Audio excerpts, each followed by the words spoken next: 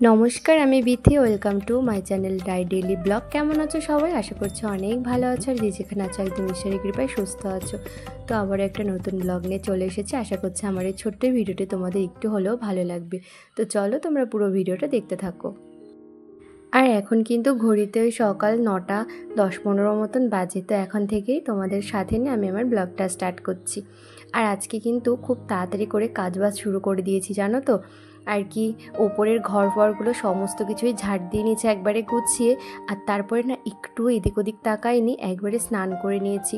আর স্নান করার আগেই না একবার নিচে এসেছিলাম, মানে নিচের ঘরে ওপর থেকে আর কি দোতলা থেকে এসে আরিয়ানের খাবার করেছিলাম। তো ওর খাবারটা না ঠান্ডা করতে দিয়ে আমি আর কি স্নানে গেছিলাম। তো এর মধ্যে নিচে এসে দেখি বেশিক্ষণ লাগেনি, একদমই তাড়াতাড়ি করে স্নান করে নিয়েছিলাম। এসে দেখি হাজব্যান্ড আর কি ওকে খাইয়ে দিয়েছে।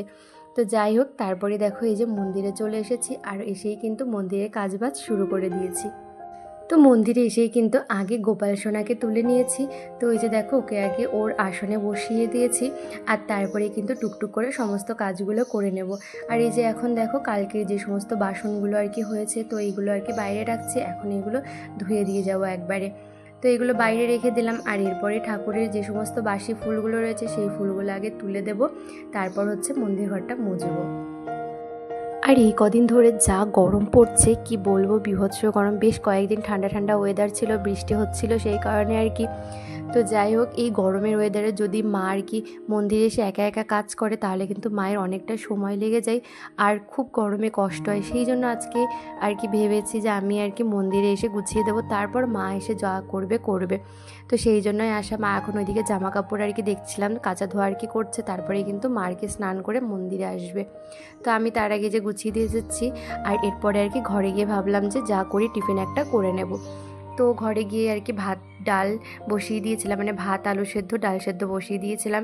এছাড়া তাড়াতাড়ি করে মানে এই গরমে তো রুটি তো একদমই সবাই বারণ করে করতে। আর ছাতু আমার ঠিক সকালবেলাতে তোমাদেরকে তো বলি যে ছাতু খাওয়াটা ঠিক ভালো লাগে না সব সময়, মানে কখনো কখনো হয়তো হলো, কিন্তু রোজ রোজ তো ছাতু খাওয়াটা ঠিক না।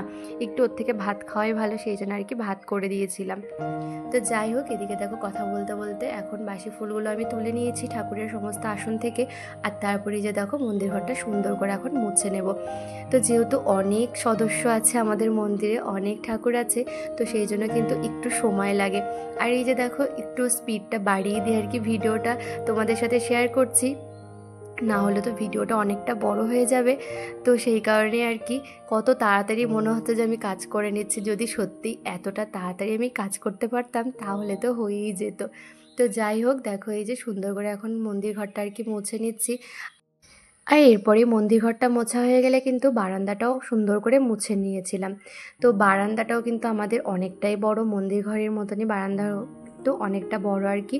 তো সমস্তটাই মুছতে কিন্তু অনেকটাই সময় লাগে। আর আজকে কি বলবো, এতটা গরম পড়েছে না, আমার যে কি কষ্ট হচ্ছিল মন্দিরের কাজ করতে। তবে যাই হোক, মন্দিরে সকাল সকাল আজকে আসতে পেরেছি, এটা ভীষণই ভালো লাগছে। সব সময় তো আসা হয় না। তো আজকে ভেবেই রেখেছি সকাল থেকে যে যাই হয়ে যাক আজকে তাড়াতাড়ি করে মন্দিরে আসবো, এতে করে মায়ের অনেকটা সুবিধা হবে। তো সত্যিই আর কি মাকে কিন্তু গরমের মধ্যে আর কষ্ট করতে হয়নি। পরে আর কি মা উপরে আবার অনেকগুলো কাজ করে নিয়েছিল, যে রোজ রোজ আর কি মন্দিরে আসতে হয় বলে ওই কাজগুলো করতে পারে না, তো সেই সমস্ত কাজগুলো আর কি সেরে নিয়েছিল মা। তো যাই হোক, দেখো এদিকে আমার বাসন ধোয়া হয়ে গেছে। দেখো অফ ক্যামেরাতেই না আমি বাসনগুলো ধুয়ে নিয়ে চলে এসেছি। আর ওদিকে কিন্তু তুলসী মঞ্চটাও আর কি ধুয়ে দিয়েছিলাম। তো বাইরে যা গরম, আর এই দেখো বাসন ধুতে গিয়ে আমি তো পুরো ভিজে গেছি, পুরো দেখো ব্লাউজটা ভিজে একদম, মানে মনে হচ্ছে যে স্নান করেছি, এতটাই কষ্ট হচ্ছিল, এতটা গরম লাগছিল কি বলবো। মন্দিরের ভেতরে একটা ফ্যান আছে, সেটা চালানো ছিল, বাট যেন হাওয়া গায়েই লাগছে না। তো এই যে দেখো অনেকগুলো বাসন, তো মাজতে অনেকটাই সময় লেগেছে। আর বাইরে বাসন মাজছিলাম তো কলপাড়ে, একদম মানে গরমে অবস্থা খারাপ হয়ে গেছে। তো যাই হোক, এই যে এখন গোপাল সোনাকে আর কি সেবা দিয়ে নিয়েছি।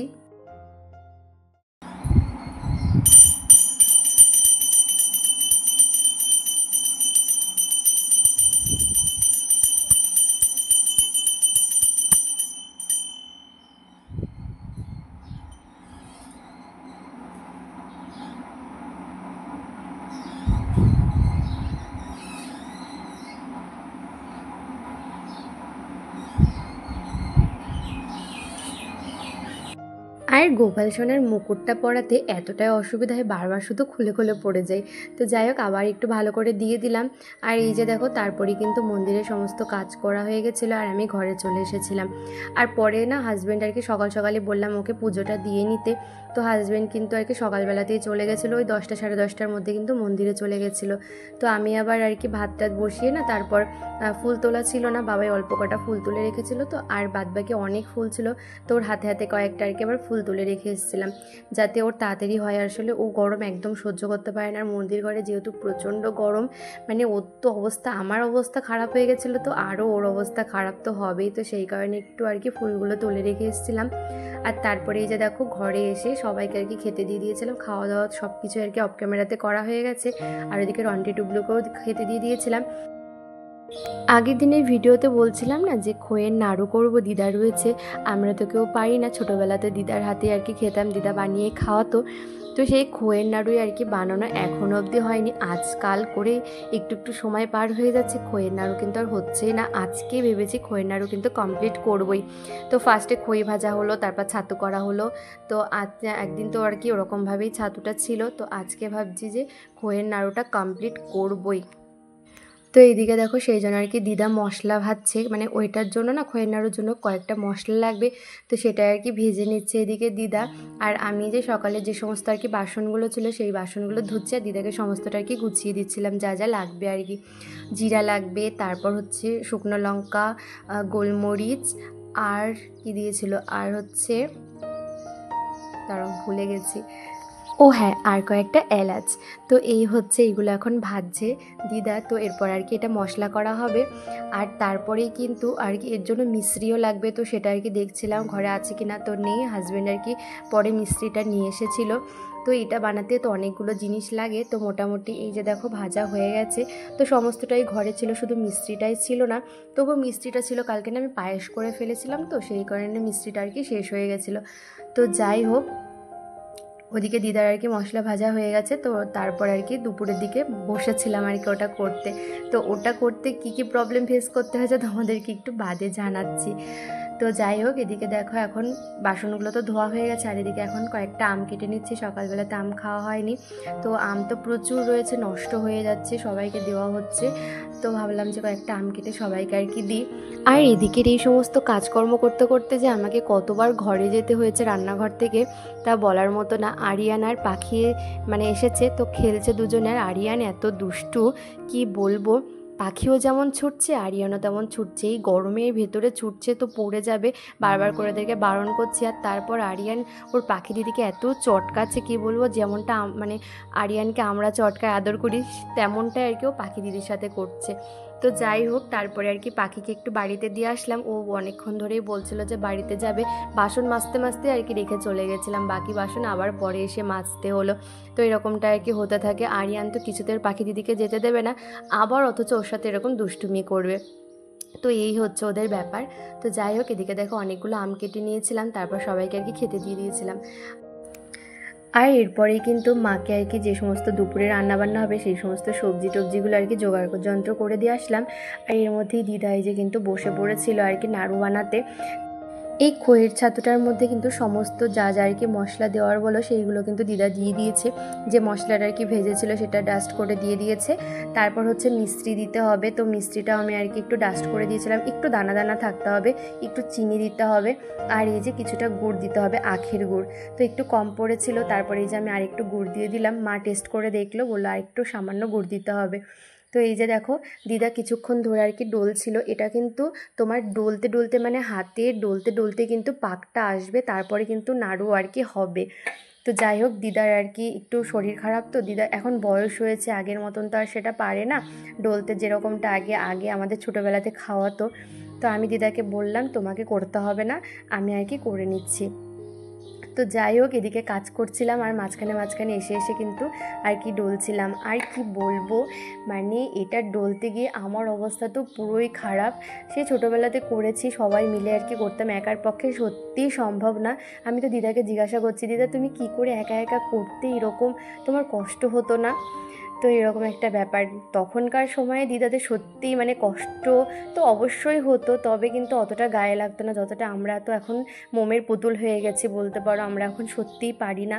তো আমি এই যে করছিলাম না, এটা ডলছিলাম, কি বলবো, আমার হাত এতটা মানে ব্যথা, আমি আঙুলগুলো যেন নাড়াতে পারছি না। তো যাই হোক, তারপরে কিন্তু হাজব্যান্ড একটু আর কি ডলে দিয়েছিল, আর ভাইয়াও একটুখানি হেল্প করেছিল। তো ওদেরকে আর কি ফোন করে করে বলছিলাম, ওরা তো শুয়েছিল, আমি বললাম যে তোমরা নাড়ু খাবে, আমি কোনো দিন তো খাওনি, আমি দিদাকে বললাম করে দেবে, তো চলো তোমরা একটু হেল্প করো, নাহলে তো একার দ্বারা সম্ভব হচ্ছে না। সত্যি মানে কি বলবো, বীভৎস কষ্ট হয়। তো যাই হোক, তারপর কিছুটা ডলার পরে কিন্তু আরও কাঁদছিল আমার, আর হাতটাও ব্যথা হয়ে গেছিলো বলে রেখে দিয়েছিলাম ঢেকে।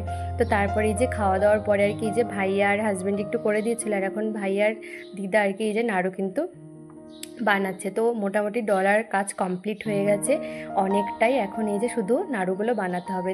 তো এদিকে সন্ধ্যা দিয়ে এসে এই যে আমিও কিন্তু বসে পড়েছিলাম, তারপরে কিন্তু সমস্ত নাড়ুগুলো আর কি বানিয়ে নিয়েছিলাম। তো অনেকটাই সময় লাগে ওই আর কি ডলছিলাম আর কিন্তু নাড়ু বানাচ্ছিলাম। তো তো এদিকে এই যে আর কি গোল গোল করে করছিল ওরা, আর তারপর আমিও কিন্তু গোল গোল করে করেছিলাম। আর তারপরে আর কি একটা ঠাকুরের মানে পুজোর গ্লাস নিয়ে এসেছিলাম ছোটো, তো সেই গ্লাসের শেপ দিয়েও কিন্তু করা হয়েছিল। মানে যেরকম খুশি কিন্তু শেপ দেওয়া যায় এটা।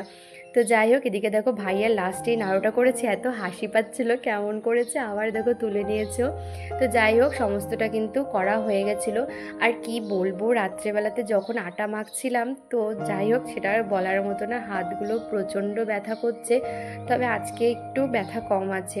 আর এদিকে এই যে পুচকেটা দেখো পেডিগ্রি খাচ্ছে, জানো তো। রাত্রেবেলাতে না আমি আর কি দুধ রুটি মানে দুধ রুটি দিই যখন ওকে, তখন না ও খায় না। তো আজকে আমি কেসটা ধরতে পারলাম, আজকে তো নিচে ছিলাম, তো সেই কারণে বাবাইকে বলছিলাম যে ও পেডিগ্রি খাওয়া শিখে গেছে, সেই জন্য রাতে রুটি খায় না। তো যাই হোক, এদিকে দেখো আমি এই যে রাত এখন 9টা মতন বাজে, তো আমি এখন রুটি করব। আর এই যে আজকে না দেখছি রাজলক্ষ্মী আটা নিয়ে এসছে, তো এই আটা কিন্তু আমরা খাই না, আমরা সাধারণত গণেশ আটা খাই। তো তারপরে দেখো খাওয়া দাওয়া কমপ্লিট করে নিয়েছিলাম, আর এই যে আরিয়ান কিন্তু ঘুমিয়ে পড়েছে, এখন ওই 11:30 মতো বাজে।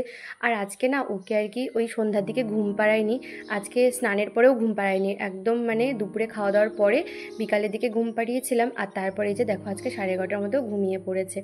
তো যাই হোক, এখন এই যে আমিও আর কি ফ্রেশ হয়ে গেছে একদম, চুলটুলগুলো বেঁধে নিয়েছি, স্কিন কেয়ারও করে নিয়েছি রাতের। তো এখন হচ্ছে ঘুমাবো, প্রচণ্ড ঘুম পেয়ে গেছে। তারপর ভাবলাম যে ভিডিওটা তো শেষ করা হয়নি, আর সত্যি এত গরম পড়েছিল, ভিডিও করতে আর ভালো লাগছিল না, মানে একটার পর একটা কাজ করছিলাম, তো একটু বিজি ছিলাম রাতের দিকে। তো কি হয়, ক্যামেরা নিয়ে যদি আমি ভিডিও করতে থাকি না, অনেকটা আর কি একটু তো সময় লাগে, সেই সময়টাই পাচ্ছিলাম না, আর হাতটাও এত ব্যথা করছিল। তো ওই ব্যথা হাত দিয়ে আর কি আটা মাখতে হয়েছে, রুটি করতে হয়েছে, সেই জন্য আর কি আর ভালো লাগছিল না। তো যাই হোক, চলো বন্ধুরা, আজকের মতো তাহলে ভিডিওটা এখানেই শেষ করছি। ভিডিওটা ভালো লাগলে একটা লাইক করে দিও যদি কোনো অংশ একটু ভালো লেগে থাকে। তো চলো আজকের মতো টাটা, গুড নাইট, ভালো থেকো সবাই। আর যদি তোমরা এরকম নাড়ু খেয়ে থাকো আর কি, খোয়ের নাড়ু, তাহলে কিন্তু একটা কমেন্ট করে জানিয়ে যে তোমরা কেউ খেয়েছো কি না। সত্যি ভীষণ ভালো লাগে খেতে, বাট করাটা খুবই কষ্টকর। কেমন করে যে দিদা করে দিত জানি না বাবা, সত্যি ভীষণ কষ্ট।